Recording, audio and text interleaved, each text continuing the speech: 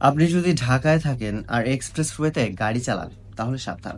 Speed ৮০ kilometre পেরোলেই camera আপনার মামলার case করে ফেলবে। কিন্তু ঠিক তার নিচেই বাস দাঁড়িয়ে আছে, লোক ওঠাচ্ছে নামাচ্ছে, যত্রতত্র, মানে মনে হয় রাস্তাটা তার দাদার নামে লিখে দিয়ে গিয়েছে।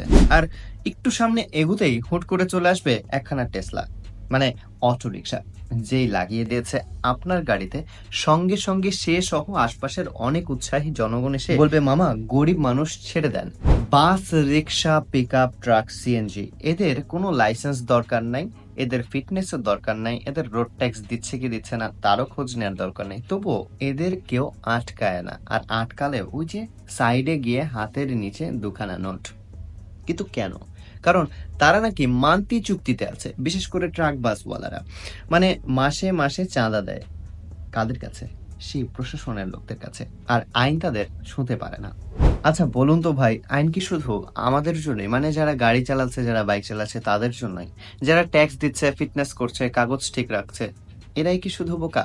কারণ রাস্তায় পুলিশ শুধু বাইক আর গাড়ি আটকায়, ইভেন মাঝে মধ্যে দেখা যায় এখন আর্মি, মানে সেনাবাহিনীও কিন্তু সেম কাজ করছে। আর যে জায়গায় ছিনতাই হয় সেখানে প্রশাসনই নাই। বা এমনও দেখা যায় রাত হলেই রাস্তায় হিরোইনচিরা চলন্ত গাড়ির পার্টস খুলে নিয়ে যাচ্ছে বিভিন্ন জ্যামজটপূর্ণ এলাকায়। আর ট্রাফিক পুলিশকে যদি গিয়ে কমপ্লেন করেন, তারা বলছে এটা থানা পুলিশের দায়িত্ব। তাহলে যে রাস্তায় গাড়ির কোনো দায়বদ্ধতা পুলিশ নিতে চায় না, সিকিউরিটি দিতে পারে না, সেখানে আমরা আবার কেসও খাচ্ছি কাগজ দেখি। বা ভালো, এটা কি আইন প্রয়োগ নাকি নাটক? আমার মনে হয় এই দেশে ট্যাক্স দিচ্ছেন মানে আপনি ফাঁদে পড়েছেন। আর যাদের উপর আইন চলে না তারা যেন লেজেন্ডারি সেফ জোনে আছেন। আমার ভাই একটাই দাবি, যে বসবাস করতে গেলে ন্যায্যতা আছে। আইন যদি থাকে তবে সেটা সব শ্রেণীর জন্যই হোক, না হলে ওই এক্সপ্রেসওয়ের ৮০ কিলোমিটারের ১ কিলোমিটার বেশি হলেই ক্যামেরা দেখে আপনি কেস দিয়ে দিতে পারছেন এআই এর সাহায্যে বা প্রযুক্তির সাহায্যে। আর নিচে যা আচ্ছা তাই হচ্ছে, কিছু বলছে না। কেমন না ব্যাপারটা? আর মোদ্দা কথা কি জানেন?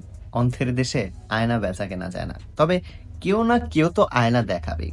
তাই এই ভিডিওটা সেই আয়নারই একটা অংশ। ধরুন, শেয়ার করে আওয়াজ তুলুন। আইন হোক সবার জন্য, শুধু এক শ্রেণীর জন্য না, দুই শ্রেণীর জন্য না, বিশেষ করে গাড়িওয়ালা এবং বাইকওয়ালাদের জন্য না, সবার জন্য।